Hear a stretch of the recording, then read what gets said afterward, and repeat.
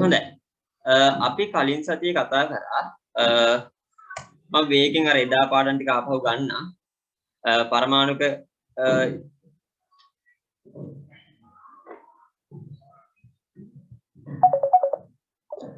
පරමාණුක ස්කන්ධය ගැන කතා කරා.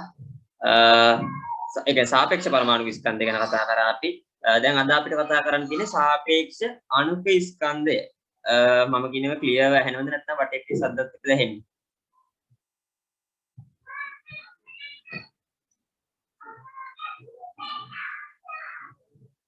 ඇහෙනවා සර් කියන්නේ. හරි. අපි දැන් එදා කතා කරනකොට අපි කිව්වා විනාඩියක් ඉන්න. අනේ ස්ක්‍රීන් එක ගන්න බෑ. හරි. එදා අපි කිව්වා සාපේක්ෂ පරමාණු ස්කන්ධය කියන්නේ මොකද්ද? මතක නැද්ද?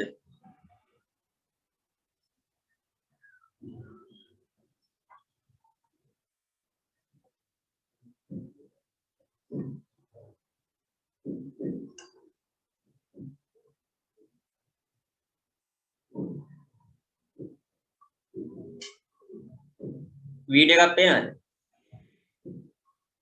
මොකද්ද ගුලියක් එක්ක පේනවනේ. හරි පටන්. පේනවද පොඩ්ඩ? පේනවා සර්.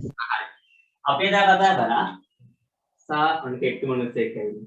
සාපේක්ෂ පරමාණුක ස්කන්ධය සාමාන්‍යයෙන් බලන අපි මෙතන බලන්නේ සෝඩියම්ගේ සාපේක්ෂ පරමාණුක ස්කන්ධය නම් ඒක සෝඩියම් පරමාණුක ස්කන්ධය බෙදනවා 12න් 1 වැඩි කිරීම කාබන් 612 සමස්ථානිකයේ පරමාණු ස්කන්ධය. හරිනේ. අපි ඒක කතා. හැබැයි මම ඊට පස්සේ කිව්වා හැම මූලද්‍රව්‍යයක් සාමාන්‍යයෙන් පරමාණු විදිහට තියෙන්නේ නැහැ. දැන් මම ආවර්තව ගොනුනේ. ලී, බෙලෙක්, බොහොමයක්, කාලාග්නයි ඔක්කොම පොලිමේ නිදි. සෝමේ, මාගේ, අල්, සිප්, සනසන, කෙල්, පොටෑසියම්, කැල්සියම්, හයිඩ්‍රජන්, හීලියම්. මම කියන්නේ ආවර්තව හරි ලේසි. හරිද?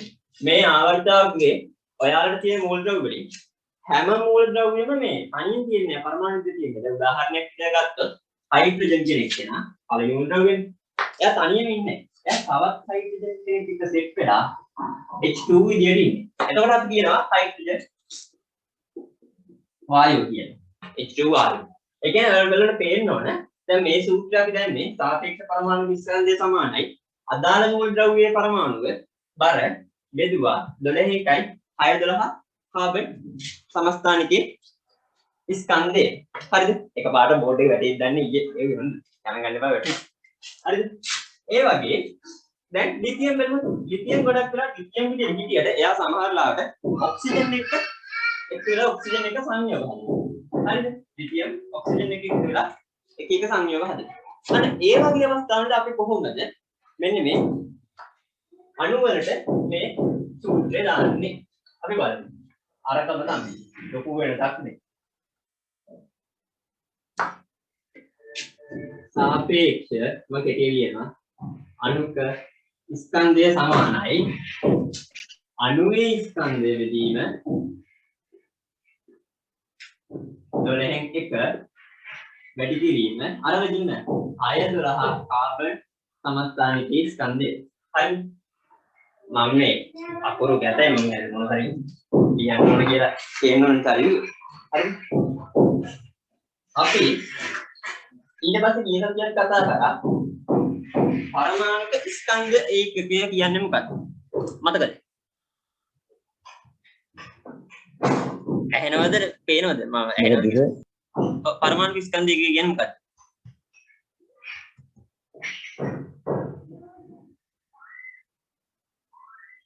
මතක නැද්ද? පරමාණුක ස්කන්ධය ඒකකය කියන්නේ මොකක්ද? අර පරමාණුක ස්කන්ධය ප්‍රකාශ කරන එකට සාපේක්ෂව පරමාණු ස්කන්ධය හඳුන්වන්නේ. ඇයි මම එදා කිව්වේ වීඩියෝ එක පේනවද? පේනනේ. පරමාණුක ස්කන්ධ ඒකකය සමාන වෙනවා මෙන්න මේක ඇද මොකද්ද 12න් එක වාරයක් 6 12 කාබන් සමස්ථානිකයේ සරි ඒක එහෙම නෙවෙයි අපි ලියමු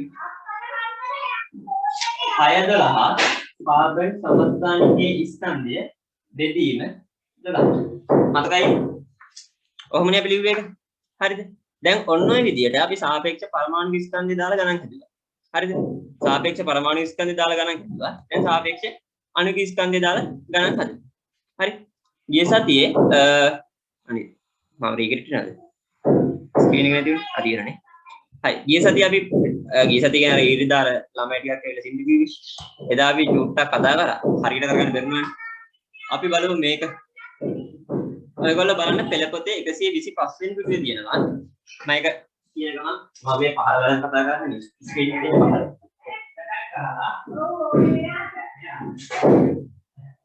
පෙළ පොතේ 125 වෙනි පිටුවේ තියෙනවා කාබන් ඩයොක්සයිඩ් අණුවක සැබෑ ස්කන්ධය 7.31 වැඩි කිරීම 10 ඍණ 23යි ග්‍රෑම් වේ. හරි. කාබන් ඩයොක්සයිඩ් අණුව. කාබන් ඩයොක්සයිඩ් අණුවක සැබෑ ස්කන්ධය කීයද? 7.31 වැඩි කිරීම 10 ඍණ 23 10 එන්නේ දෙන්නද? ඍණ 23යි ග්‍රෑම් වේ. හරිද ඊට පස්සේ දීලා තියෙනවා කාබන් පරමාණුවක සැබෑ ස්කන්ධය කාබන් වල නම් 1.99 වැඩි කිරීම 10 ඍණ 23යි ග්‍රෑම් වේ. ප්‍රශ්නේ අහලා තියෙන්නේ කාබන් ඩයොක්සයිඩ් අණුක ස්කන්ධය සාපේක්ෂ අණුක ස්කන්ධය සොයන්න කියලා. හරිද? දැන් හොයන්න පුළුවන්ද? නිදසුන් උත්තරේ දීලා තියෙනවනේ. හරිද? මම එකෙන්ද උත්තරේ දීලා තේන දේ නිසා මම හදන්න. හරිද? මට ඉස්සෙල්ලා කියන්නේ මේ. දැන් පළවෙනි පාඩම් වල මම ප්‍රසන්ටේෂන් ඉදිරියට කරේ. එහෙම කරනකද මෙහෙම කරනකද හොඳ. ඒක කියන්න. කවුරු නැද්ද? ඔව් කලමුනේ. මේ විදිහට නේද?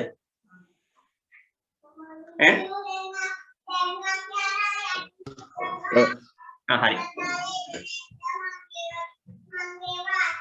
හරි. අපි බලමු කාබන් ඩයොක්සයිඩ් කී සාපේක්ෂ අණුක ස්කන්ධය සමාන වෙනවා ඒගොල්ලෝ දන්නවා කාබන් ඩයොක්සයිඩ් කාබන් ඩයොක්සයිඩ් අණුවක ස්කන්ධය බෙදනවා 12න් 1යි 6 12 කාබන් සමස්ථානිකයේ ස්කන්ධය දැන් හොයන්න ඕන कार्बन डाइऑक्साइड की सापेक्ष अणुक स्कंध कार्बन डाइऑक्साइड सापेक्ष अणुक स्कंधය දැන් දන්නවා कार्बन डाइऑक्साइड අණුක ස්කන්ධය කීයද 7.31 වැඩි කිරීම 10 ඍණ 23යි ග්‍රෑම් ඒකක ලියන්න සාමාන්‍යයෙන් ඒක වැදගත් වෙන ඒක තමයි බෙදීම 12න් 1 වාරයක් කාබන් සමස්ථානික ස්කන්ධය 1.9යි 9 වැඩි කිරීම 10 ඍණ 23යි ග්‍රෑම් හරිද එදා මම කිව්වනේ මවුස් එකේ කියන ලොකෙට ඇවිල්ලා දැනුත් තියෙනවා තමයි හරි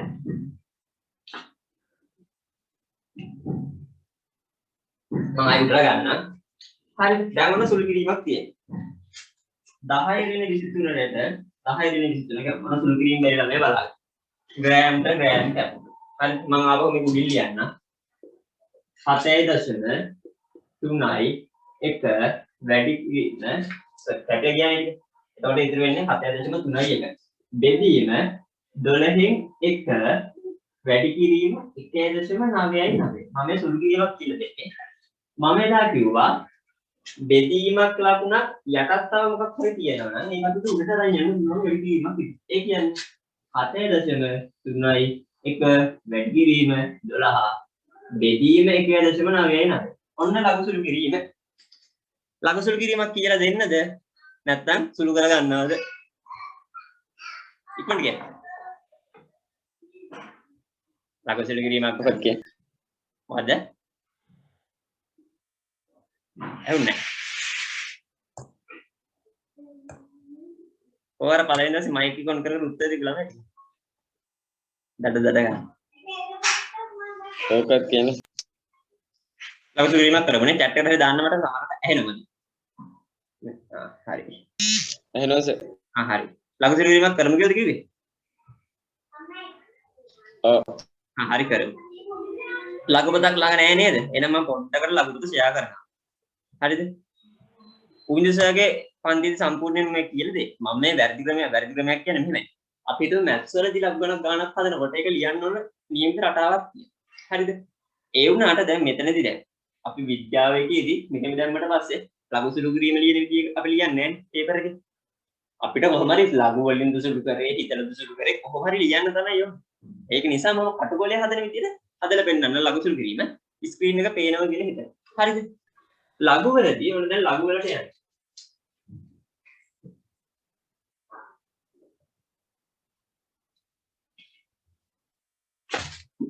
ලඝුපත පේනවනේ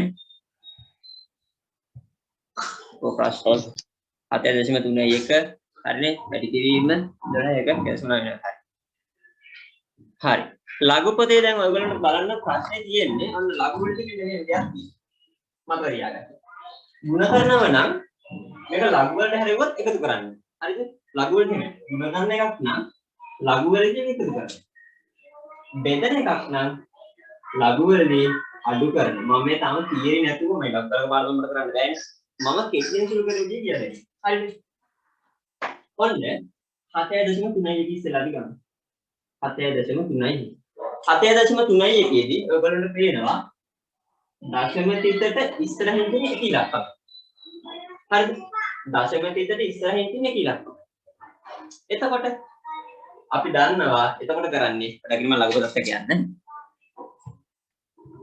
අපි දැන් මෙහා ගානක් තියනවා 12.56 කියලා ගානක් තියෙනවා දැන් මේක ලඝු බලෙන් හදන්නේ දශම තිතට ඉස්සර ඉලක්කම් දෙකක් තියෙනවානේ ඉලක්කම් දෙකක් තියෙන නිසා දෙකෙන් එකක් අඩු කරලා මම ලියා ගන්න 1.0 හරි ඒක තමයි ඉස්සෙල්ම කරන්න අපි දුම් 576.5 කියලා දිනවා දශම තිතට ඉස්සර ඉලක්කම් 3ක් තියෙනවා හරි එහෙනම් කොලේ ලියාගත්තා 3 එකක් අඩු කරලා 2.0 දැන් මෙතන තියෙන්නේ 7.3 එක. දැන් මම කීය කියලා ලියා ගන්න ඕනේ. බිංදුව කියලා. හරියට හරි. දශම තිතට ඉස්සරහින් එක ඉලක්කමයි තියෙන්නේ. ඒ කියන්නේ මම ලියාගත්තා 0.0 හරිද? ඔන්න 0.0 කියලා ලියාගත්තා. දැන් අපි මේක බලමු ලඝුපතේ. 7.3 එකනේ තියෙන්නේ. ලඝුපතේ 7 කියලා එකක් නැහැනේ. හැබැයි 7.3 එක කියන ඉලක්කම් ටික මෙහෙම ලියා ගන්න ඕනේ 7.3 1.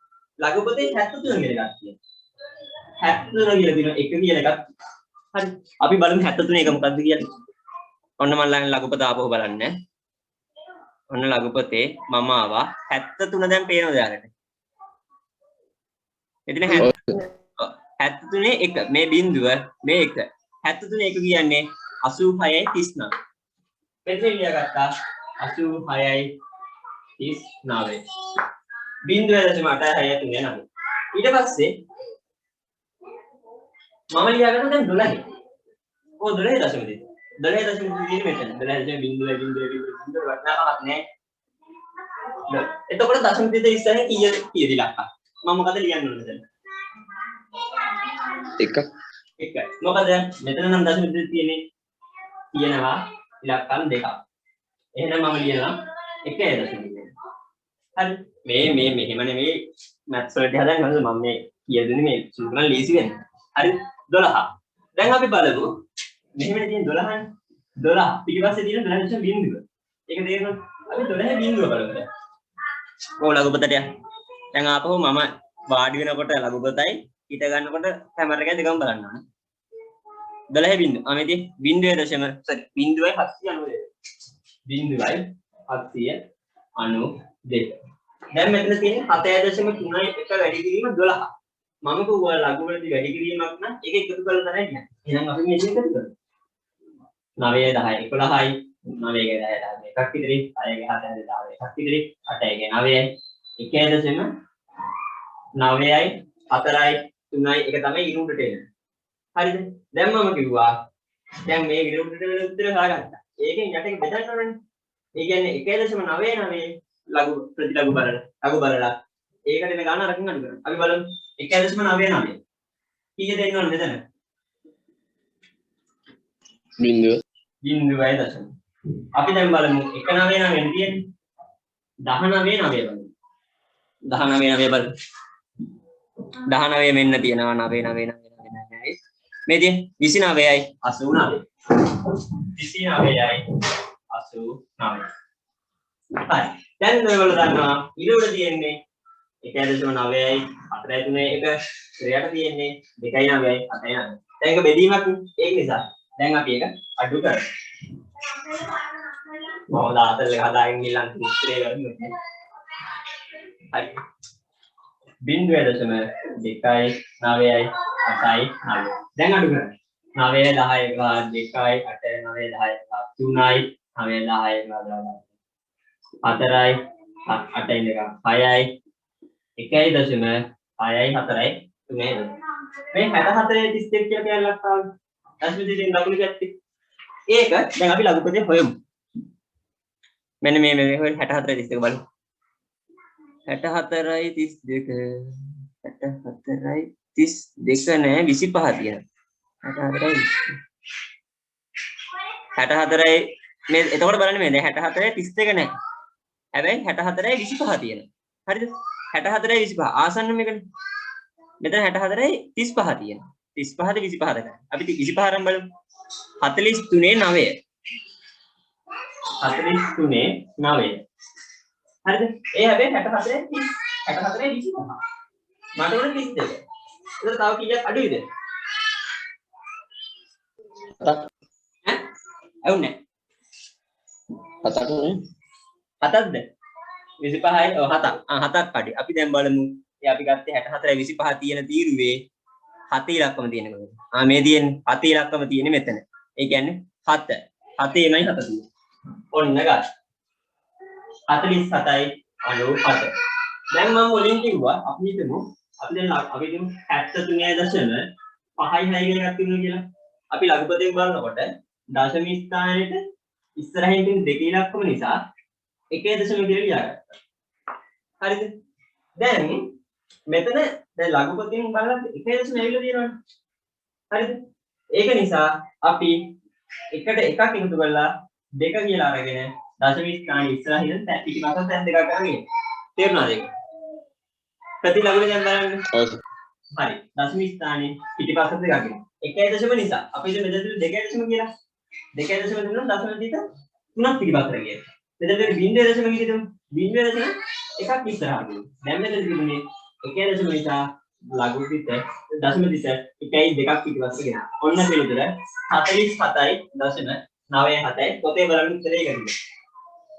දැන් කියන්න බෑ උත්තරේ 44 තියෙන්නේ. එතකොට 43.9යි 4. 43.9යි 4. ඒක ආසන්න වශයෙන් සමානයි 44ට. කාබන් ඩයොක්සයිඩ්ගේ සාපේක්ෂ අණු ස්කන්ධය සමානයි 44. තේරුණාද එළගිරිද? ඔව් සර්. එලකිරි. එළගිරිනේ හරි. දැන් ලඝු පුළුවන්ද?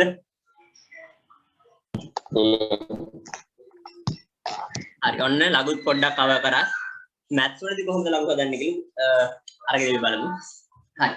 දැන් අපි ඊළඟට යමු. මට 1:45 නතර කරන්න වෙනවා ලෙක්චර් එකක්. හරි.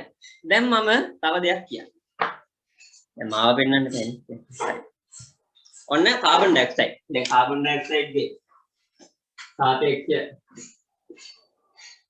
අණුක ස්කන්ධය 44 කියලා හෙව්වා. හරිද? ඒ වගේම තමයි දැන් ඔයගොල්ලෝ දන්නවා කාබන් ඩයොක්සයිඩ් කියන්නේ කොහොමද? මෙන්න කාබන් පරමාණුවක් තියෙනවා. ඒකට ඔක්සිජන් පරමාණු දෙන්නේ දෙපැත්තේ තියෙනවා. මෙයා කාබන්, මෙයා ඔක්සිජන්. හරිද? ඒ කියන්නේ කාබන් ඩයොක්සයිඩ් වල කාබන් පරමාණු එකකුයි ඔක්සිජන් පරමාණු දෙකකුයි තියෙනවා. හරි. එතකොට අපි බලමු මේ පරමාණු වල ස්කන්ධය සාපේක්ෂ පරමාණු ස්කන්ධය සමාන වෙනවා කියලා උත්තරින් ආපු එක. හරි. ඔයගොල්ලෝ දන්නවා කාබන් වල සාපේක්ෂ පරමාණු ස්කන්ධය 12යි. ඔක්සිජන් වල 16යි. 10. මේ ඔක්සිජන් වල 16. හරිද? දැන් එකතු කරන්නේ පොඩි දෙයක් කරන්නේ. 16යි 16යි 12 එකතු කරා. 16 12 32යි 10 කියලා. 44. හරි. දැන් ඔයගොල්ලෝ තේරෙනවා අණු ස්කන්ධ හොයනකොට ගානේ දුන්නේ දැන් අණු ස්කන්ධ හොයන ක්‍රම දෙකක් ගන්න. එකක් සූත්‍ර දිනනවා. සූත්‍ර දීලා පරමාණු වල වෙන වෙනම ස්කන්ධ දෙනවා. අපි උදාහරණයක් දෙමු. දෙන්නේ H2O. හරිද? H2O වල එයාලා දෙනවා හයිඩ්‍රජන් වල පරමාණු ස්කන්ධයයි ඔක්සිජන් වල පරමාණු ස්කන්ධයයි දෙනවා. ඒක හඳුනනොත් දැන් ඔයාලා දන්නවා පරමාණු වල ස්කන්ධ එකතු කරාට පස්සේ හරි. පරමාණු වල සාපේක්ෂ පරමාණු ස්කන්ධ එකතු කරාම හරි. නැත්නම් ඒ ගානම දෙනවා. ඒව අගයන් දෙන්නේ නැතුව ඔක්සිජන් අණුවක ස්කන්ධය දීලා කාබන් වල සමස්තනික ස්කන්ධය දෙනවා. දැන් ක්‍රම දෙකෙන් කොහොමද දුන්නත් හදන්න පුළුවන්ද බැරිද? තේරුණා නැද්ද මම කියන්නේ? කතා කරන්නේ මේක නේ. ඒකයි. අනිත් ළමයි. දැන් තේරෙනව නේද? එදා අර බාල ජනප්‍රියතාවයක් වෙන්නේ පොල්ලෝ ටික. ඇවිල්ලා අපරාධයක් කරගත්තේ නේ. තව ඉන්න තිබුණ ඉස්සරහ. හරි. අපි බලමු. අපි තව එකක් බලමු වේගෙ. හරිද? ඔන්න ජලයේ ස්ක්‍රීන් එක වෙන්නන්නම්. හරි. ඔන්න ඊළඟ ගන්න. ජලාණුක ස්කන්ධය 2.99 ජලය කියන්නේ H2O 2.99 වැඩි කිරීම 10^23යි ග්‍රෑම්. හරිද? 2.99 වැඩි කිරීම 10^23යි ග්‍රෑම්. ඔන්න කාබන්ගේ සමස්ථානික ස්කන්ධය දීලා නැහැ. දීලා තියෙන්නේ එක පරමාණුක ස්කන්ධය. දැන් ඔයගොල්ලෝ දන්නවා පරමාණු ස්කන්ධය කියන්නේ අර කෑල්ල එකතු වෙන හරියට මේ මම පෙන්නන්නේ. අද ස්ක්‍රීන් එකේ කියන්න කවුරුත් නැහැ. හරිද? හරි මේ කෑල්ලනේ කෙලින්ම පරමාණුක ස්කන්ධය කියන්නේ කෑල්ලනේ. එතකොට ඒක දුන්නත් එක කාබන් දුන්නත් එක ඒවලට ප්‍රශ්නයක් නැහැ. හරි. ඒකේ අගය දිය තියෙනවා පරමාණු ස්කන්ධයේ 1.66 වැඩි කිරීම 10^24. 1.66 වැඩි කිරීම 10^24. හරිද? දැන් ජලයේ සාපේක්ෂ අණු ස්කන්ධ වෙනකොට දැන් අපේ සූත්‍රය දැම්මා H2O වල සාපේක්ෂ ගාන හරියට කියන්නේ මේ එකකින් කියන්නේ සමානයි ජල අණුවක ස්කන්ධය බෙදීම දැන් කාබන් හයිඩ්‍රජන් සමස්ථානික ස්කන්ධය වල කියන දේ කියලා ලියන්න බෑ මොකද ඒක දිනේ අපි බලමු පරමාණුක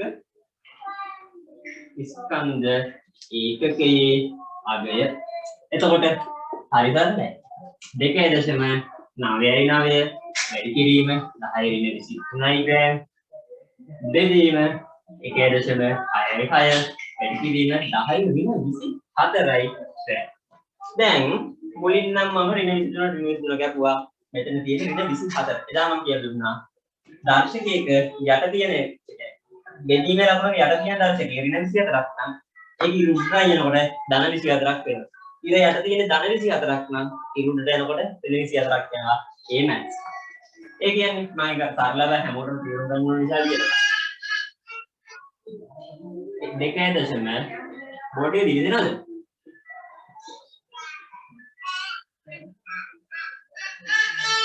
පැහැදිලි.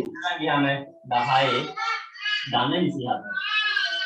එතකොට ඔන්න මම පොඩි මැත් පාර්ට් එකක් කියන්නේ එදා අන්තිම ඉරදමස 10 ඍණ 23 වැඩි කිරීම 10 24 ක තියෙන්නේ. ඒක අපිට ලියන්න පුළුවන් මෙහෙම. දෙකම 10යි ඍණ 23 එකතු වැඩි කිරීම නිසා එකතු කරගන්න 24. ඒ කියන්නේ 10 ඍණ 23 දාන 24 කියන්නේ 10 එකයි. ඒක 10 එක කියන්නේ 10 වනේ. ඒ කියන්නේ මෙතෙන් දෙන්න ඕන 1.99 වැඩි කිරීම 10 බෙදීම 1.66. ඒ කියන්නේ අපි මේක සුළු කරලා මේක 10න් ගුණ කරන්න පුළුවන්. 29.9 විදීම 1.6යි 6. මෙතනින් එහා ලඝු වලින් සුළු කරලා උත්තරය හොයන්න. පෙළපොතේ තියෙන කියලා කමක් නැහැ. ලඝු ගණක දැන් බැරුවනේ හිටියේ. ලඝු වලින් දැන් බලන්න පුළුවන්. 29.9 ලියා. ඔව් කියන්න. ඇහුන්නේ අර මේ දෙවෙනිගේ පරමාණුක ස්කන්ධය කියලා දුන්නේ 36 කියනේ. ඔව් ඒ කියන්නේ මෙහෙමයි. මම ඔයා පළවෙනි දවසේ ආවේ නැද්ද? ඒ කියන්නේ මෙහෙමයි. කාබන් 612 පරමාණුක ස්කන්ධය. ඔයාලට ස්ක්‍රීන් එක පේනවනේ? පේනවා. ස්ක්‍රීන් එකේ මම නිල් පාටින් රවුන්ඩ් කරලා තියෙන කෑල්ල. පේනවද? ඔව්. ඒ කෑල්ලට තමයි කියන්නේ පරමාණුක ස්කන්ධ ඒකකය කියන්නේ. එතකොට විභාගෙට දෙනකොට සමහර අය වෙලාවට දෙනවා පරමාණුක ස්කන්ධ ඒකකය කියලා ඔය සම්පූර්ණ කෑල්ල එකපාරට. නැත්නම් කාබන් 612 පරමාණු ස්කන්ධය දෙන විභාගය. හරිද? කාබන් 612 පරමාණු ස්කන්ධය දුන්නොත් ඒක 12න් බෙදලා තමයි දාන්නේ. තේරුණාද? ඒ කියන්නේ එයා ඒක මේ බෙදලා ඉවර කරලා එතෙන් උත්තරය අපිට එකපාර දෙනවා. ඔව් අන්න හරි. කාබන් පරමාණු ස්කන්ධය 12න් බෙදලා එන උත්තරේ එකපාරම පේපර් එකේ දෙනවා. 1.66 වැඩි කිරීම 10 ඍණ 24යි කියලා. අන්න ඒ දෙක මතක තියාගන්න. පටලවා ගන්න එපා. තේරුණාද? හරි. හරි. දැන් දන්නවා 29.9 ලඝු වලට දානකොට 29 ට ඉස්සර දශම දෙක ඉස්සරහා කීයක් තියෙද? දෙකක් තියෙනවා. එහෙනම් පොතේ ලියන්නේ කීයද? එකයි. 1.0 කියලා 29 හෙව්වා දෙව්වා. 1.66 නම් අපි කීයද පොතේ ලියාගන්නේ? බිඳුවයි. හරියට හරි. 0.16 ලිව්වා. උඩ එකෙන් යට එක අඩු කරා. ඒ එන උත්තරේ අපි එන්නේ මොකක් හරි 56යි 88 වගේ එකක් කියලා. අපිට 1.56 88 වගේ එකක් ආවා කියලා. 56 88 හෙව්ව ලඝු පොතෙන් තියෙන තැන ලිව්වා. එක නිසා දශම සිත තැන් දෙකක් පිටිපස්සට ගෙනාවා. හරි. අපි යමු නේද ඉස්සරහට? යප්. යම්. කවුද මේ කතා කරන්නේ? මට නම පේන්නේ නැහැ. කවුද ඒ මට කලින් එකට හිතුනේ ඒක? සෝයා. නෑ මං මේ අද ඉස්සල්ලාම ආවේ. හරි. ඔදිත්. හරි. අපි යමු. මෙහෙම දැන් ඔයගොල්ලන්ට මේක වටිනවා කියලා හිතනවා නම් යාළුවන්ට කියන්න. හැබැයි යාළුවන්ට කියනකොට අර නිකන් දන්නෝනේ මොන වගේ දෙන්න ඕන කියලා. මේ වැඩේ කරගන්න උදව් කරන යාළුවන්ට එන්න දෙන්න. හරි. අපි යමු ඉස්සරහට. කොහොනිත් ළමයි ටිකද? නැද්ද? අපි යමු ඉස්සරහට. එදා මම එක ගානක් දැක් හැදුවා. මම මෙන්න මේ ගානට යන්න. මේ ගාන මම හදන්න දීපු ගාන. මේ ගාන කිව්වට කො ගානනේ?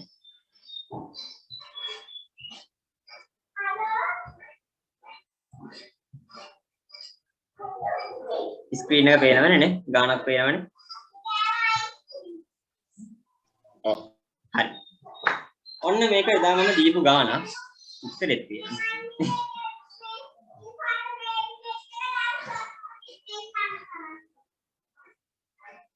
උත්තරේ මට කපන්න අමතක කරා. අයියෝ. විනාඩියක් දෙන්න.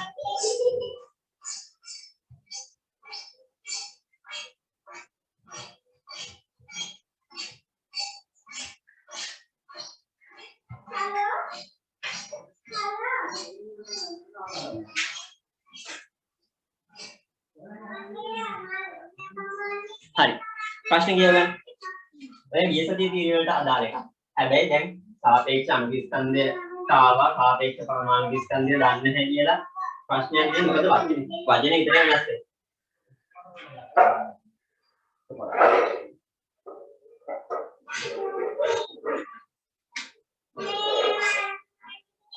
ප්‍රශ්නේ දීලා තියෙනවා. කොහොගියා? හීලියම් වල සාපේක්ෂ පරමාණු ස්කන්ධය 4. එනවනේ. හීලියම් වල සාපේක්ෂ පරමාණු ස්කන්ධය 4. කාබන් 612 සමස්ථානිකයේ පරමාණු ස්කන්ධය දීලා තියෙනවා. හීලියම් පරමාණුක ස්කන්ධය හොයන්න. හරි දැන් අපි දන්නවා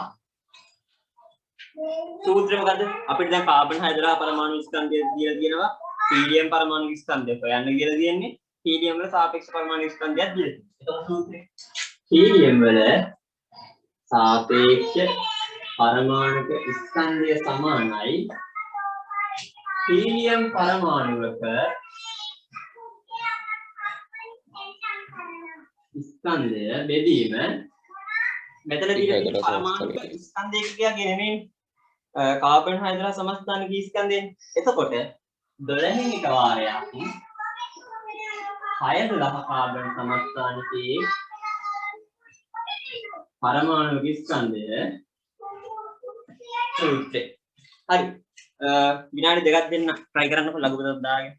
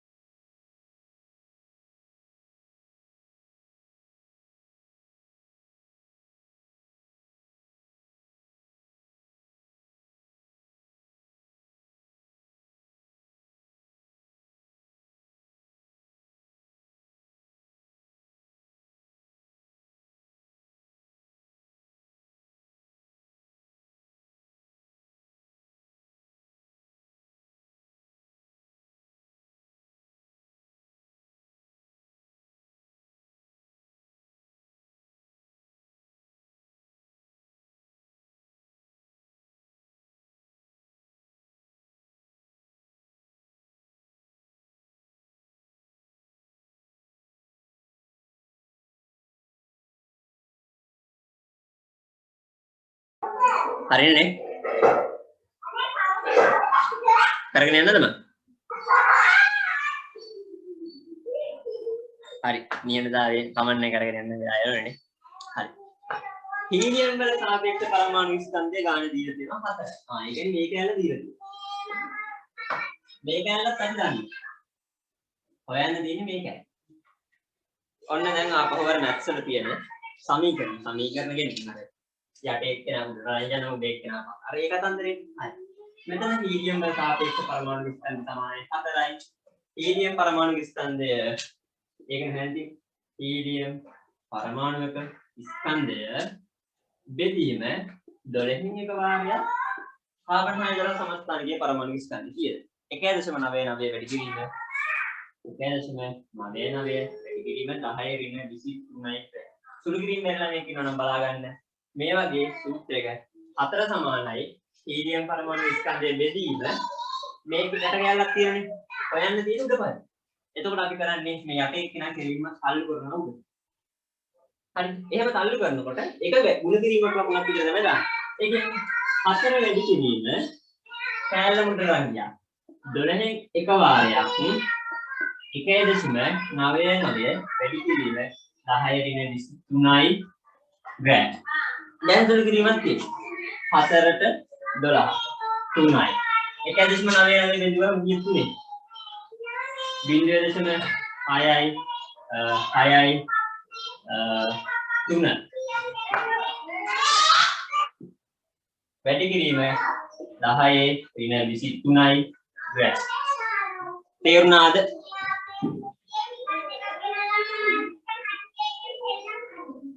තේරුණේ නැද්ද ඔව් සර් තේරුණා නේ තේරුණා ඒ ගානේ දා හදන්න බැරි වුණ ළමයි ඉන්නවද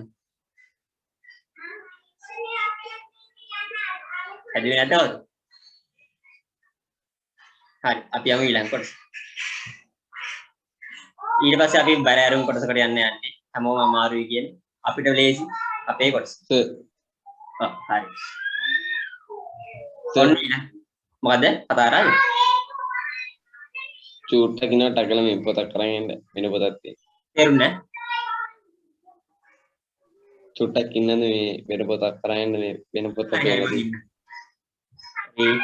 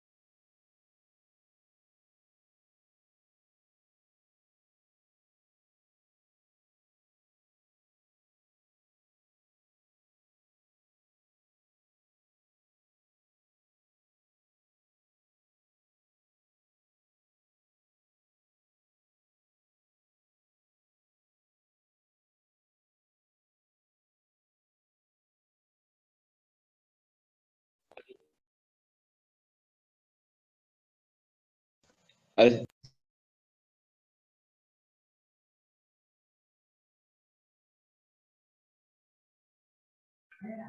අපි බලමු අපේ ඊළඟ ගාන. මේකත් ගොඩක් දෙනෙක් බෑ කියලා මට එවුවා මේක හදමු කියලා. ඊට සතිය හදන්නේ ආපහු හදන්නේ. හරි. ගාන කියවක. 5.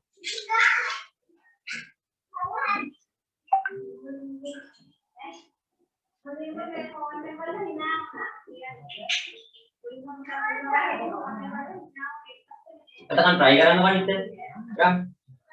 මම බෝඩ් එක වුණා. මම රෙකෝඩින් ඔන් කළාද? අර ගෲප් එකේ දැන් මෙහෙම ප්‍රශ්නයක් ඔය ගාන හදලා මම අහගෙන ඉන්නේ. අර ගෲප් එකේ දැන් හැමෝ විනාඩියකින් ලිව්වේ මේ ලින්ක් එකෙන්ම එන්න අපහො. මොකද දැන් කට්ටේ එතකන් අහගන්න. අර ගෲප් එකේ එන්න බැරි වුණාට මම මේකේ රෙකෝඩින් එක දානවා. සහ ඔයාලගේ විශ්වාසන්ත යාළුවෝ ඉන්නව නම් විතරක් එකතු කරන්න නැත්නම් අපිට අමාරු මේ වැඩේ කරගෙන යන්න. එහෙනම් මම ගාන ස්ක්‍රීන්ෂොට් එකක් ගහගන්න. දැන් ලීව් වෙවි. හරි. අපි යමු මවුලවල. අන්න එතකොට තමයි රෙකෝඩින් බලන ළමෙන්ට අවුලක් වෙන්නේ. අද ටික නෑ කරන් දෙන්නේ. හරි. අපි ගමු හයිඩ්‍රජන්. හයිඩ්‍රජන්ගේ සාපේක්ෂ පරමාණු විස්තන්දේ කීයද? 1යි. හයිඩ්‍රජන් මම ගන්නවා ග්‍රෑම් 1ක්. හරිද? ඒක දැන් ඔයාලා දන්නවා නියතයක්. අපි LTL ග්‍රෑම් නියතයක්. අන්න ඒක නිසා සාමාන්‍යයෙන් යාලා හඳුන්වන්න ගත්තා යම්කිසි පරමාණුවක ඒ පරමාණුවටම සමාන යම්කිසි පරමාණුවක සාපේක්ෂ පරමාණු විස්තන්දයට සමාන අගය ග්‍රෑම් වලින් ගත්තොත් වෙලාව තව තියෙනනේ ග්‍රෑම් වලින් ගත්තොත් අපේ හයිඩ්‍රජන්ගේ සාපේක්ෂ පරමාණු විස්තර එකයිනේ ග්‍රෑම් එකක් ගත්තොත් එතන තියෙනවා මවුල එකක් 1 MOA ඔන්න මවුල වලට හරි අපි හිතමු ලිතියම් අපි ගමු කාබන් 12ක් තියෙනවා මම ගත්ත ග්‍රෑම් 12ක් දැන් එතන මවුල කීයක් තියෙද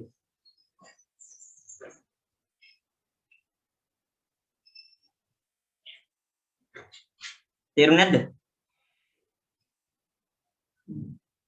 අපහැදිලිද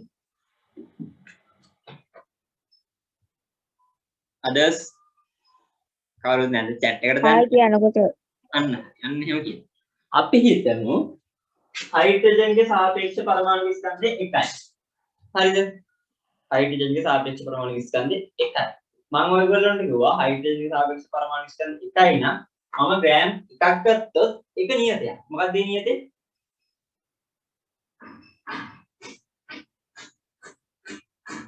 ඇවගාඩ්‍රෝ නියතේ දැන් කිව්වේ 6.02 වැඩි කිරීම 10.3ක් තියෙනවා පරමාණු හරිද අන්න ඔය අවස්ථාව අපි හිතමු හයිඩ්‍රජන්ගේ ග්‍රෑම් එකක් ගත්තොත් ඒක නියතයක් අපි කාබන්ගේ සාපේක්ෂ පරමාණු විස්තන්දේ 12යි 12 නිසා මම ග්‍රෑම් 12ක් ගන්නවා එතකොට ඒකත් පරමාණු නියතයක් මම එතන තියෙනවා පරමාණු කාබන් පරමාණු කියනවා 6.02 වැඩි කිරීම 10.23ක් මම ගන්නවා සල්ෆර් සල්ෆර් සාපේක්ෂ පරමාණු විස්තන්දේ 32යි මම ගන්නවා ග්‍රෑම් 32ක් හරිද සල්ෆර් වල පරමාණු විස්තන්දේ 32යි මම ගන්නවා ග්‍රෑම් 32ක් එතකොට එතන පරමාණු කීයක් තියෙද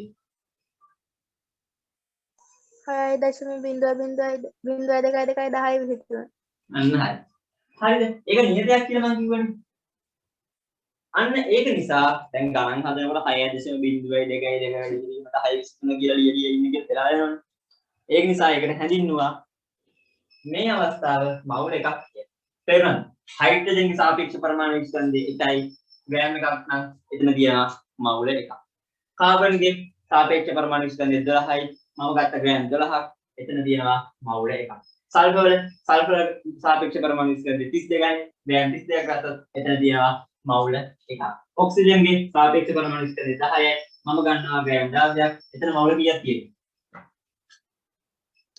එකයි එතනක් තියෙනවා මවුල එකක් කාබන් ඩයොක්සයිඩ් වල සාපේක්ෂ අණුක ස්කන්ධය 44යි මම ගන්නවා ග්‍රෑම් 44ක් එතන මවුල කීයක් තියෙද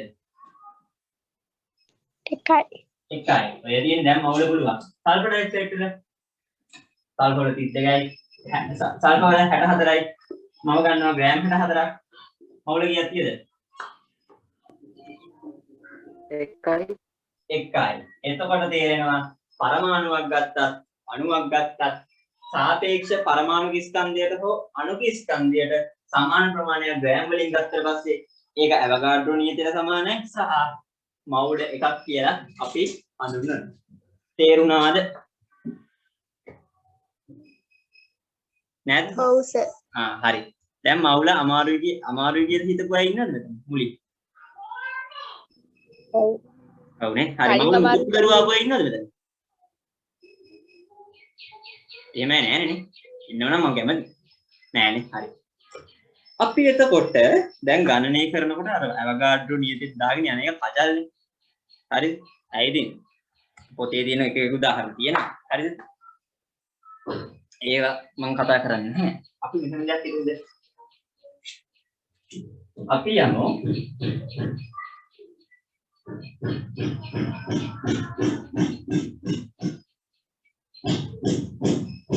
හයිඩ්‍රජන්ගේ සාපේක්ෂ පරමාණු ස්කන්ධය මම ගුවා එකයි.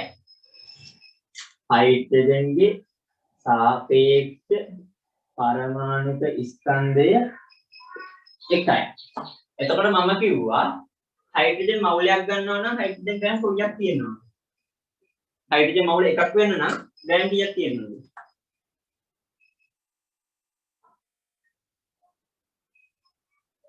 එකයි. එකයිනේ. ඒ කියන්නේ හයිඩ්‍රජන් ග්‍රෑම් එකක් ගත්තොත් එතන තියෙනවා මවුල එකක්. එතකොට ඒගොල්ලෝ තේරුම් ගන්න මවුලයක ග්‍රෑම් එකක් තියෙනවා. හරිද? අන්න එතකොට ගණනය කිරීම වලට දුන්නා හයිඩ්‍රජන් වල මෞලික ස්කන්ධය සමානයි මෞලික ස්කන්ධය සමානයි. ඒ මෞලික ස්කන්ධය හයිඩ්‍රජන් මෞලික ස්කන්ධය කියලා. ග්‍රෑම් එකයි තේරුණානේ? හයිඩ්‍රජන් මෞලික ස්කන්ධය ග්‍රෑම් නිසා හයිඩ්‍රජන් මෞලික ස්කන්ධය සමානයි 1 ග්‍රෑම් මෞලයට. මෞලයට කියනකොට MOL ඍණ 1 කියලා කියනවා. 1 G MOL ඍණ 1. අපි හිතමු කාබන් කියන. කාබන්ගේ සාපේක්ෂ පරමාණුක ස්කන්ධය සමානයි 12යි. එතකොට කාබන් මවුල එකක් ගන්න නම් මම ග්‍රෑම් කීයක් ගන්න ඕනද? 12. 12. ඒ කියන්නේ කාබන් ග්‍රෑම් 12ක් ගත්තොත් එතන තියෙනවා කාබන් මවුල එකක්. එතකොට කාබන් ග්‍රෑම් 12ක් කියන්නේ මවුල එකක් නම් කාබන් මවුලයක ස්කන්ධය කීයද?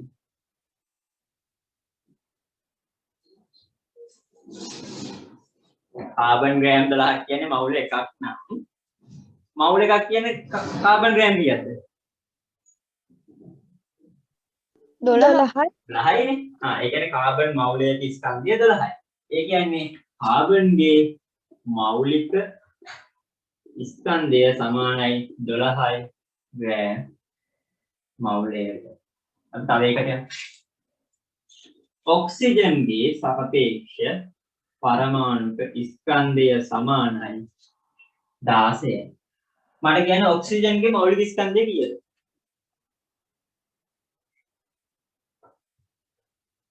කට්ටිය 16. ඇයි ඔක්සිජන් ග්‍රෑම් 16ක් ගත්තොත් එතන තියෙනවා මවුල එකක්. ඒ කියන්නේ මවුල එකක ස්කන්ධය ග්‍රෑම් 16. ඔක්සිජන්ගේ මෞලික ස්කන්ධය සමානයි 16යි ග්‍රෑම් මවුලයට. මෞලික ස්කන්ධය අමාරුයිද?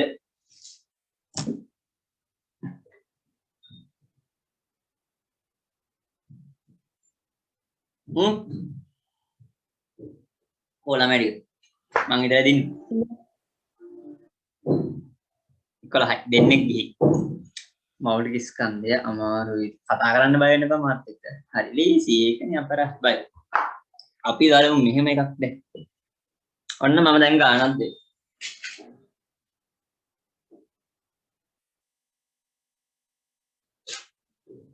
කොලයක් පැනක් ළඟ තියෙනවා මේක කියා ගන්න. දිග ගන්න නෙමෙයි. කාබන් ඩයොක්සයිඩ් වල මෞලික ස්කන්ධය දැනන්න. මොකක්ද මම අහන්නේ? කාබන් ඩයොක්සයිඩ් වල මෞලික ස්කන්ධය. කාබන් ඩයොක්සයිඩ් වල මෞලික ස්කන්ධය මම අහන්නේ. කාබන් වල පරමාණු ස්කන්ධය සමානයි 12යි. ඔක්සිජන් වල පරමාණු ස්කන්ධය සමානයි 16යි. අර හතර කියන්නේ චැට් එකට දාන්න. නැත්නම් මයික් උන් කිව්ව කමන්නේ. කාබන් ඩයොක්සයිඩ් වල මෞලික ස්කන්ධය සමානයි. මෞලික ස්කන්ධය තමයි හොයන්න කිව්වේ. කාබන් වල සාපේක්ෂ පරමාණු ස්කන්ධය 12යි. ඔක්සිජන් වල සාපේක්ෂ පරමාණු ස්කන්ධය 16යි. මට හොයලා ගියේ.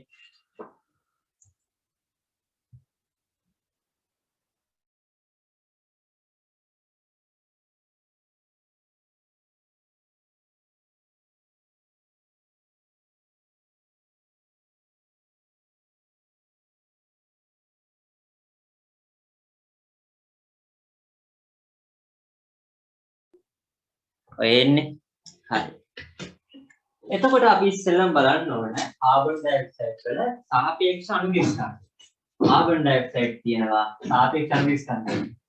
පරමාණු ස්කන්ධය මේ කාබන් 12යි ඔක්සිජන් 16යි. 16 දෙන්නේ කි. 16 වරක් 2 22යි. කාබන් 12ක තුනා 44යි. ඒ කියන්නේ කාබන් ඩයොක්සයිඩ්ගේ සාපේක්ෂ අණුක ස්කන්ධය සමානයි 47. ඒ කියන්නේ මම ග්‍රෑම් 44ක් ගත්තොත් උතන තියෙනවා මවුල 1ක්. ඒ කියන්නේ මෞලික ස්කන්ධය කාබන් ඩයොක්සයිඩ්ගේ මෞලික ස්කන්ධය සමානයි 44යි ග්‍රෑම් මවුලයට. බලන්න කොච්චර ලේසි පාඩමක් පිළිගන්න. හරි. තව විනාඩියකින් කට් වේවි. අලුත් ලින්ක් එකෙන් ආපහු එන්න. අලුත් ලින්ක් එකෙන් නෙමෙයි. මේ ලින්ක් එකෙන්ම ආපහු එන්න. ප්‍රශ්න තියෙද දැන් අහන්න. ප්‍රශ්නයක් අහන්න වෙලාවක. හරි. මම දැන් ඔන්න කියලා දුන්නා. කොහොමද සාපේක්ෂ පරමාණු ස්කන්ධයක් හොයන්නේ කොහොමද? සාපේක්ෂ අණු ස්කන්ධයක් හොයන්නේ කොහොමද? ඊට පස්සේ ඇවෝගාඩ්‍රෝ නියතය අණු වලට ගැලපෙන්නේ කොහොමද? පරමාණු වලට ගැලපෙන්නේ කොහොමද? ඊට පස්සේ මෞලික ස්කන්ධය හොයන්නේ කොහොමද? දැන් අපි යමු මෞල වලට. තාම ගියේ නැහැ. හරි. මොකක් හරි ද්‍රව්‍ය ප්‍රමාණයක් තමයි මෞලයක්. දැන් මම කිව්වා අර ගාන හදනකොට මේ නික වෙන නිසා කෙටියෙන් දුන්න කියලා. මම මේ පොතේ තියෙන පොතේ ඔයාලගේ පොතේ දීලා තියෙනවා කාබන් ග්‍රෑම් 17. කොහොමද දිරන පොතේ ගොඩාක් කතන්දර. ඒක කතන්දරනේ මෙච්චර කල් කියෙව්වනේ නේ. කියවල පුළුවන් උන්නේ නැහැ. ඒක නිසා දැන් මම දැන් අද කියවුන පස්සේ ගිහින් කියව ගන්න. හරි. මම මේක දැන් ඔයගොල්ලෝ ගොඩක් පන්තිවලට ගිහින් ඇති. මම මේ පොතේ තියෙන ටික ආපහු ගොඩාක් වෙලාට කියවගෙන නැත්තේ. ඒක ඔයගොල්ලන්ට කියව ගන්න පුළුවන්. මම කරන්න ඕන කියවලා තේරුම් ගන්න බැරි ටික මේ මට තේරෙන විදිහට මම කොලේ ගලියි. ඒ කියන්නේ ගොඩක් වෙලාවට මගේ ටාගට් එක තියෙන්නේ නේ. සමහර ගණන් තියෙනවානේ. මම දන්නවා හදාගන්න බැරි වෙන්නේ මොකද කියලා. හරිද? අපි උදාහරණයක් දෙන්න සමහර ළඟට මවුල හදාගන්න බෑ. කාබන් 612 සමස්ථානික කියන සමස්ථානික වචනට බයයි. ආයෙත් සමයම උන්ට සමස්ථානික කියන්නේ. අන්න එහෙම දෙයක් තමයි මෙතන කරන්නේ. අපි බලමු ඉංග්‍රීසි චුටි දැන්. අන්න පොතේ තියෙන සූත්‍රයෙන් ද්‍රව්‍ය ප්‍රමාණය කියන්නේ මවුල ගණන සමානයි. මවුල ගණන සමාන වෙනවා. මොකටද? එම ද්‍රව්‍ය ස්කන්ධය නෙදීම මෞලික ස්කන්ධය. එම ද්‍රව්‍ය ස්කන්ධය බෙදීම මෞලික ස්කන්ධය. රෙකෝඩ් වෙනවනේ නේද? ඕනේ. හරි. මෞල ගණන ලස්සනට ලිව්වා. මෞල ගණන සමානයි. එම ද්‍රව්‍ය ස්කන්ධය බෙදීම මෞලික ස්කන්ධය. දැන් මම නිකන් ප්‍රශ්න අහන්න. කාබන් වල සාපේක්ෂ පරමාණු ස්කන්ධය 12යි. මෞලික ස්කන්ධය කීයද? 12යි. 12යි ග්‍රෑම් මෞලයට. හරි. ඊට පස්සේ මෞලයේ ග්‍රෑම් මෞලයට කිව්වත් හරි මෞලයට ග්‍රෑම් කියලා කිව්වත් හරියයි. ලියන්නේ ග්‍රෑම් මෞලයට කියලා නිසා තමයි මම එහෙම කියන්නේ. හරි. අපි හිතමු සෝඩියම් වල 23. මෞලික ස්කන්ධය කියන්නේ 23 ග්‍රෑම් මවුලට. එතන සෝඩියම් ග්‍රෑම් කීයක් ගත්තද?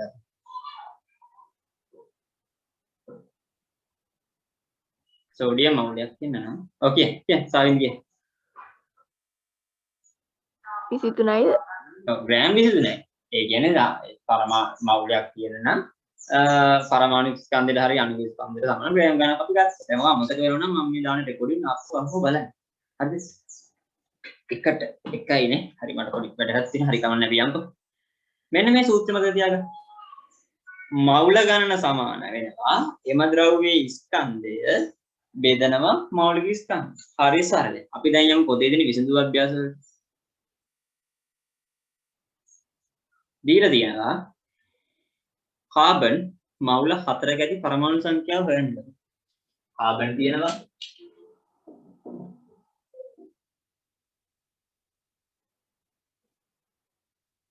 කාබන් වල මවුල 4ක ඇති කාබන් මවුල 4ක ඇති පරමාණු ගණන. හරි. මේ වගේ ගානද එකපාරටම දුන්නොත් බය වෙනවනේ. කාබන් කියලා තියෙනවා මවුල 4ක පරමාණු ගණන. දැන් ඔයගොල්ලෝ මට කියන්න කාබන් මවුල 1ක පරමාණු කීයක් තියෙනවද?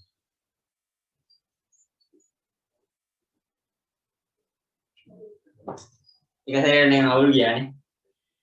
කාබන් මවුල 1. මෙහෙම හිතන්න. කාබන් වල සාපේක්ෂ පරමාණු ස්කන්ධය 12යි. හරිද? මම ගන්නවා කාබන් ග්‍රෑම් 12. ඒ කියන්නේ එතන තිබුණා කාබන් පරමාණු 6.02 වැඩි කිරීම 1023යි කියලා අවගාඩ්‍රෝ නියමය. ඒක අපි සමානයි කියලා මවුල එකකට. හරිද? දැන් අහලා තියෙන්නේ කාබන් මවුල 4ක පරමාණු කීයද? දැන් අපි ඉස්සර ලියමු කාබන් 1ක මවුල. කාබන් මවුල 1ක පරමාණු. දැන් ඉතල කියන්නේ කීයක් තියෙද?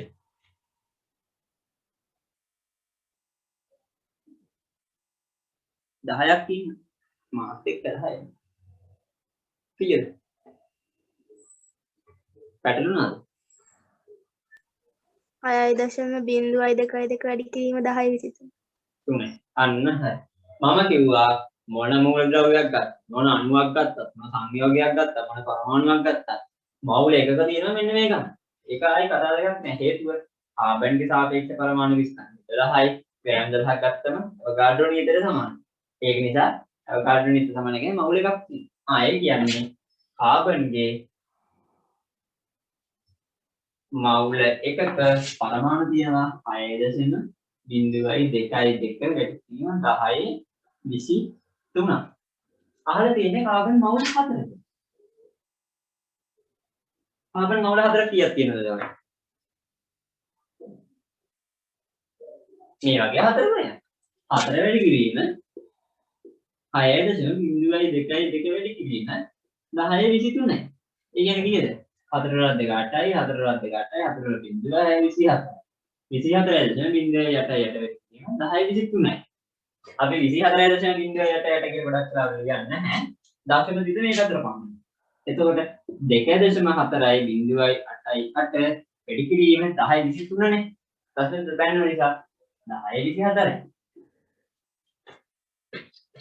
තේරුණාද? ඔව් සර්. හරි මගේ සුළු කිරීම වැරදිලානේ. 4.28යි 4.28යි අනේ හරි සුළු කිරීම හරි. හරි. අපි යමු ඊළඟ ගාන.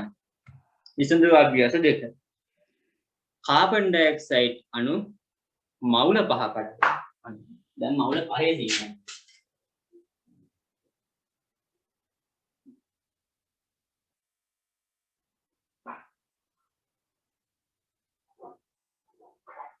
කාබන් ඩයොක්සයිඩ් මවුල 5ක අඩංගු පළවෙනි ප්‍රශ්නේ අණු සංඛ්‍යාව. දැන් ඔයගොල්ලෝ දන්නවා කාබන් ඩයොක්සයිඩ් මවුල 5ක දුන්න ගමන් 5 හොයන්න යන්න බෑ. කාබන් ඩයොක්සයිඩ් මවුල 1 හොයන්න. කාබන් ඩයොක්සයිඩ් මවුල 1ක අඩංගු අණු ගන්න. කීයද? දක්ක දැන් පුළුවන් ඉන්න. කාබන් ඩයොක්සයිඩ් මවුල එකක කීයක් තියෙද? පරමාණු අණු 6.02 වැඩි කිරීම 1023. අන්න හරි. මොකද මෙතන කාබන් ඩයොක්සයිඩ් අණුවක් කියන්නේ. අණුවක් නිසා අණු තියෙන්නේ ඒකම. පරමාණු නෙමෙයි හොඳ දෙන්නේ. පරමාණු 6.02 ගැටි කියමු 10 20 දුක කරන්නේ. කියන්නේ අණු. අණු කියනවා 6.02 වැඩි කිරීම 10 23. ඒ කියන්නේ කාබන් ඩයොක්සයිඩ් මවුල 5 ගන්න තියෙනවා. කාබන් ඩයොක්සයිඩ් මවුල 5ක අණු කීයද? එකක 6.02 වැඩි කිරීම 10 23යි නම් 5ක ඒ වගේ 5 තුනයි. 5 වැඩි කිරීම 6.02 වැඩි කිරීම 10 23යි. 5 රද්දේ 10යි 5 රද්දේ 10යි 5 රද්දේ 30යි. එතකොට 3.01 වැඩි කිරීම 10 24යි. තේරුණාද? ඔව් සර්. ඊළඟට අහලා තියෙනවා මුළු පරමාණු සංඛ්‍යාව හරි.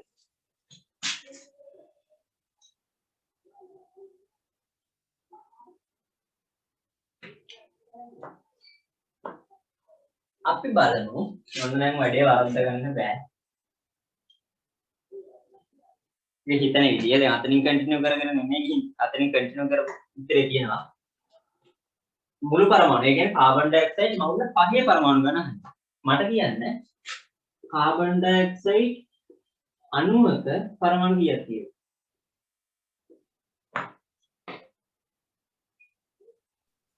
තුනයි. Carbon dioxide අණුවක පරමාණු 3යි. ඒ මොනවද පරමාණු?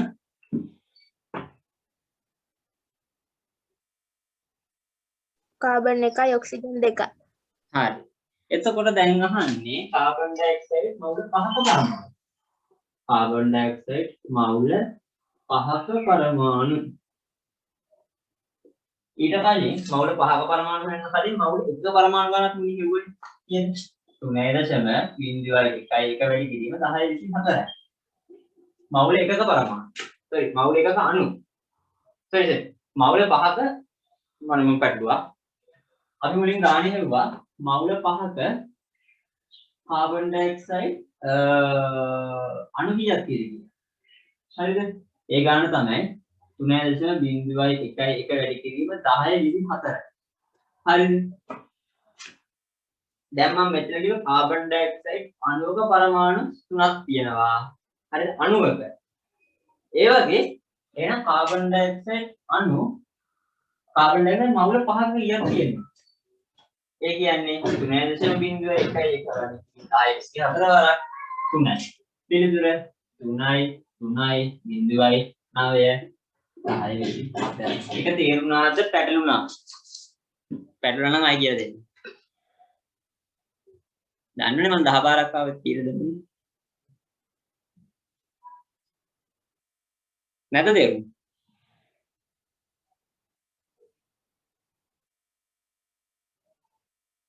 chat එකට දාන්න කතා කරන්න ලැජ්ජයි.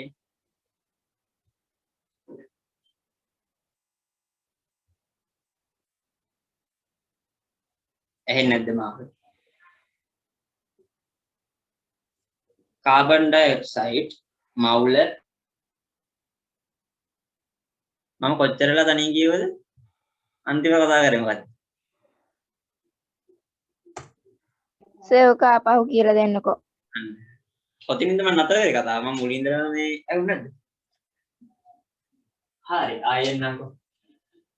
දැන් අපි කලින් ගානේ හෙව්වා කාබන් ඩයොක්සයිඩ් මවුල 5ක අණු කීයක් තියෙද කියලා. කීයද? 3යි. නෑ. මවුල 5ක අපි කලින් ගානේ හෙව්වේ. 6.02 වැඩි කිරීම 1023. අන්න හරි. ඒක හදපිටි තේරුණාද? ඔව් සර්. ඒක තේරුණා.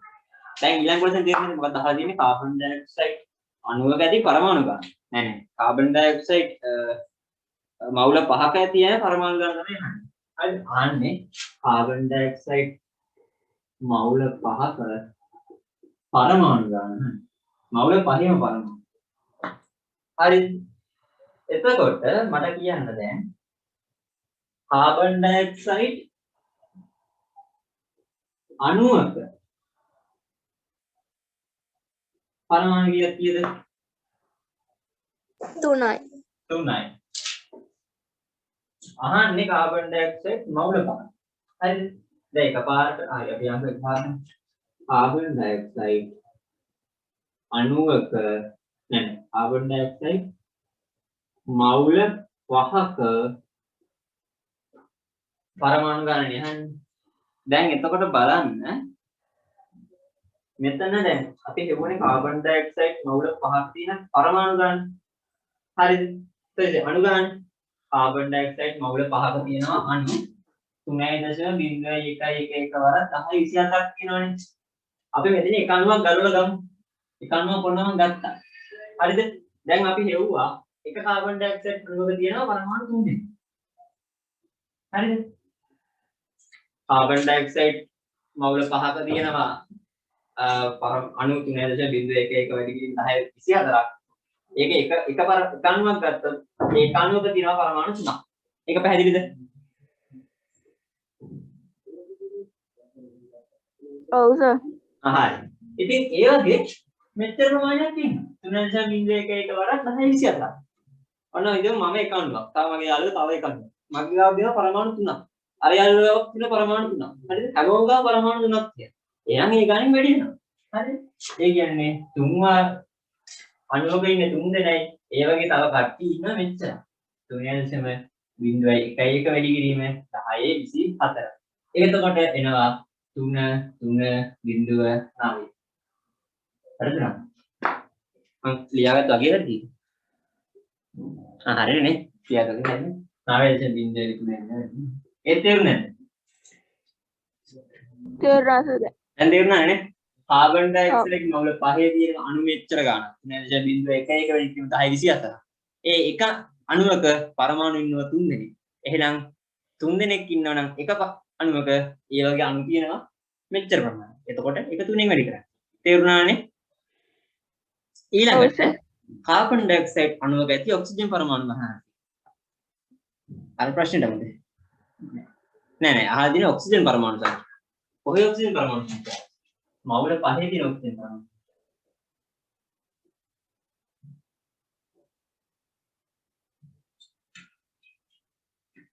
කාබන් ඩයොක්සයිඩ් මවුල පහක් තියෙනවා. හරි. ඔන්න කෙටි ක්‍රමයක් කියලා දෙන්න. කාබන් ඩයොක්සයිඩ් මවුල පහක් තියෙනවනේ. කාබන් ඩයොක්සයිඩ් මවුල පහක් තියෙනවා නම් එතන ඉන්නවා කාබන් ඉන්නවා ඔක්සිජන් දෙන්නෙක්. හරිද? කාබන් ඩයොක්සයිඩ් මවුල 5යි ඔක්සිජන් එක්කෙනෙක් නිසා එයාගේ කාබන් එක්කෙනෙක් නිසා කාබන් මවුල 5ක් තියෙනවා. ඔක්සිජන් දෙන්නෙක් නිසා ඔක්සිජන් මවුල 10ක්. මම මේක ටික ක්‍රමයක් කිව්වේ. ඒක තේරුණේ නැද්ද? මේ ඉස්සරහට එන ගානක් මේ ගානට තාම අදාළ කරගන්න එපා. අපි හිතමු සල්ෆර් ඩයොක්සයිඩ් තියෙනවා මවුල දෙකක්. ඒකේ අහුවත් සල්ෆර් මවුල කීයක් තියෙද කියලා. සල්ෆර් ඩයොක්සයිඩ් කියන්නේ සල්ෆර් එක්කෙනයි ඔක්සිජන් දෙන්නයි.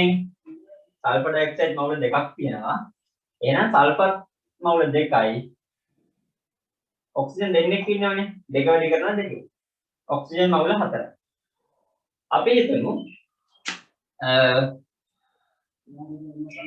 අපි හිතමු මොකක් හරි වෙන එකක්. ග්ලූකෝස් C6යි H12යි O6යි. හරිද? ග්ලූකෝස් මවුල එකක් දෙනවා. ඒක කාබන් මවුල කීයක් තියෙද? 6යි. 6යි. ඇයි කාබන් 6 දෙනෙක් තියෙන්නේ? හයිඩ්‍රජන් මවුල? හයිඩ්‍රජන් 12 දෙනෙක් තියෙනවා.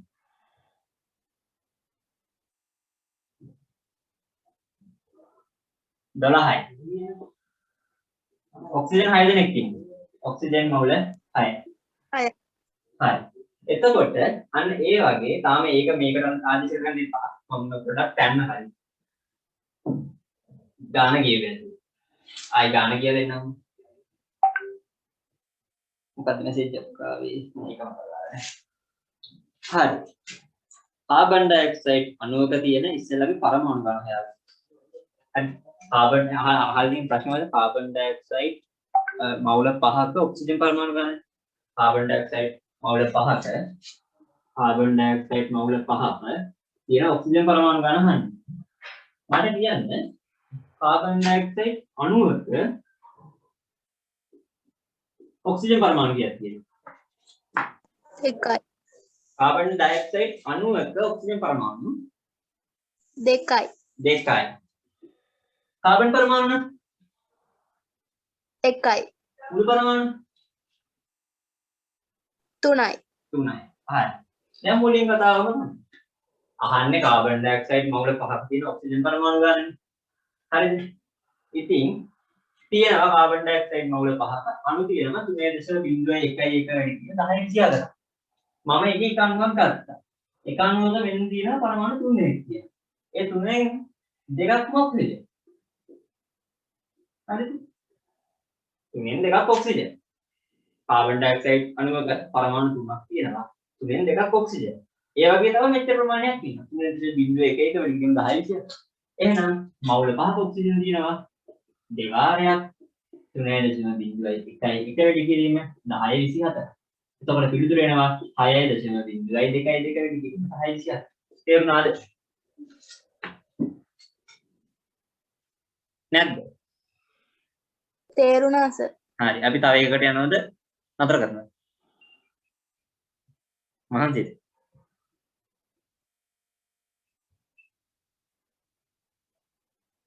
කිය? අපි විනාඩි 15ක් කරමුනේ.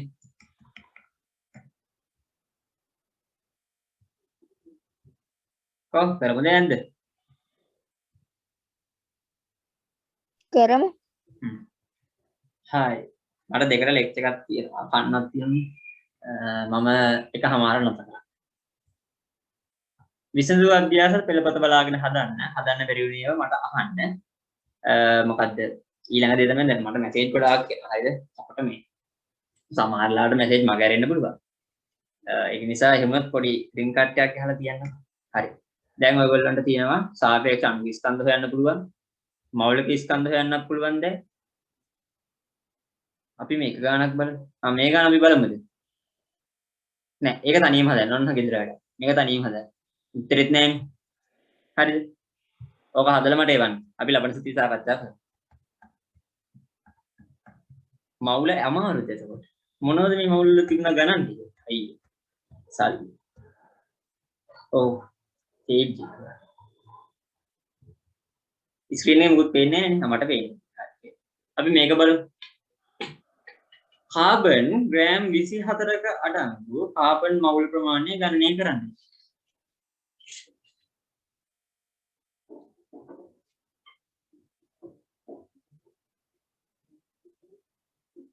කාබන් ග්‍රෑම් 24ක අඩංගු. කාබන් ඔන්න මට දුන්නා ග්‍රෑම් 24. හරිද? ඒකේ අඩංගු කාබන් මවුල ප්‍රමාණය ගණනය කරන්න. මේකේ තියෙන කාබන් මවුල ගණනයි. කාබන් මවුල කීයක් තියෙනවද? ඔන්න අපි උදව්වක් විදියට දෙනවා අර උදිතද මම නමක් ගන්න. එයා හපු විදියට මෞලික ස්කන්ධය දෙන්න. ඔව් දෙවියන් මෞලික ස්කන්ධය. කාබන් වල මෞලික ස්කන්ධය සමානයි 12යි ග්‍රෑම් මවුලට. බැරි වෙලාවකත් ගානේ දෙනවා මෞලික ස්කන්ධය දෙන්නේ නැහැ. කාබන්ගේ සාපේක්ෂ පරමාණු ස්කන්ධය දෙන්න. ඔයාලා මොකද කරන්නේ? මොකද කරන්නේ? මොකද කරන්නේ නැද්ද? මෞලික ස්කන්ධය දීලා නැහැ. කාබන්ගේ සාපේක්ෂ පරමාණු ස්කන්ධය. මොකද කරන්නේ?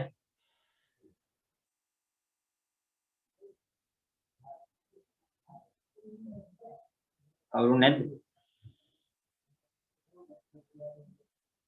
මම කිව්වා කාබන්ගේ සාපේක්ෂ පරමාණු ස්කන්ධය 12යි කියලා ගානේ දෙනවා. එතකොට කාබන්ගේ සාපේක්ෂ පරමාණු ස්කන්ධය 12යි නම් මෞලික ස්කන්ධය 12යි. ඕක හිතන්න දෙයක් නැහැ. හරි. අපි දැන් හොයමු. මම දුන්නා සූත්‍රයක්. මෞල ගාන සමානයි ස්කන්ධය බෙදීම මෞලික ස්කන්ධය. ඒ කියන්නේ කාබන් මෞල නෑනේ තියෙන්නේ. කාබන් ස්කන්ධය කියන්නේ ග්‍රෑම් 24යි. මෞලික ස්කන්ධය කියන්නේ 12යි. ග්‍රෑම් මෞලයට 12 විදිහටම 2යි මෞල. ඒක පැහැදිලිද? ඒ වගේ ගණනක් අවශ්‍යද? හරි. අපි තව එකක් හදමු. තව වෙලා තියෙනවා. හරි. ඒරියා ගොඩක් ලේසියිනේ. හරි. අපි මේක හදමු. ඒකත් ලේසි. එකක්. අර අභ්‍යාස වල දින එක තනියම හදන්නේ. අපි 6 වෙනි එක හදමු. ඒකත් ලේසි. 4 වෙනි එක හදමු. ඒකත් කමන්නේ ලේසි මට නේ.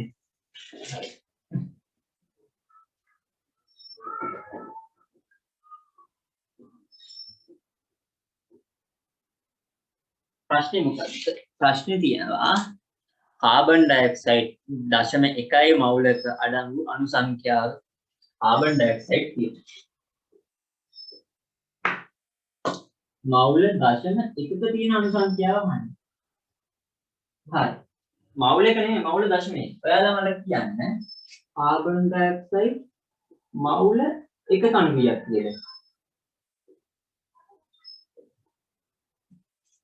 කීයක් තියෙනවද? කාබන් ඩයොක්සයිඩ් මවුල එක කණු කීයක් තියෙනවද? 6.02 වැඩි කිරීම 10 විසිටම. හරියට 6.02 වැඩි කිරීම 10. ඔය මොකේ ගත්තත් මවුලයක් නම් කියන්නේ. එහෙනම් අහනවා 0.1. කාබන් ඩයොක්සයිඩ් 0.1ක අණු කීයක් තියෙනවද? අපි දැන් මුලින් බලමු.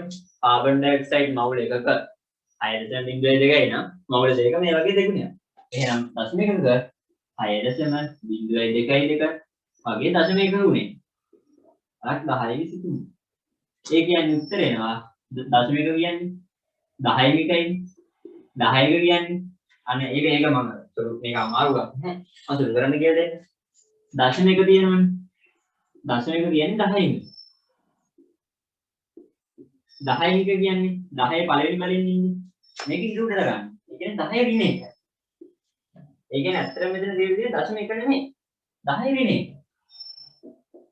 හරිද? දැන් උත්තරේ 6.02 වැඩි කිරීම 10.22. තේරුණාද? තේරුණාද? ඔව් සර්. හරි. මට කියනවා ඉතින් තව ගානක් ඕන ගානක් තෝරලා දෙන්න. නැත්තම් දැන් ඔක්කොම ටික පුළුවන්ද? මවුල අමාරුයි කියපු ළමයින්ට.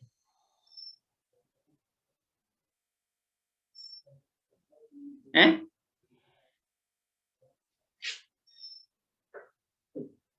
මවුල දැන් පුළුවන් නේද? තව විනාඩි 10ක් ඇති.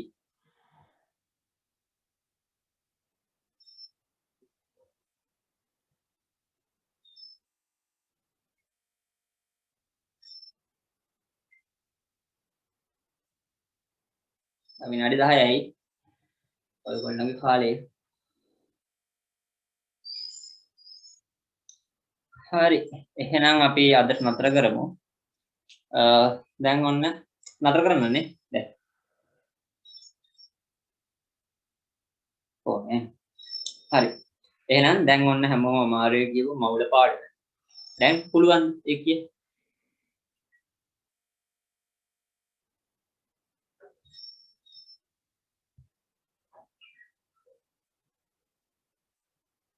කොහොමද?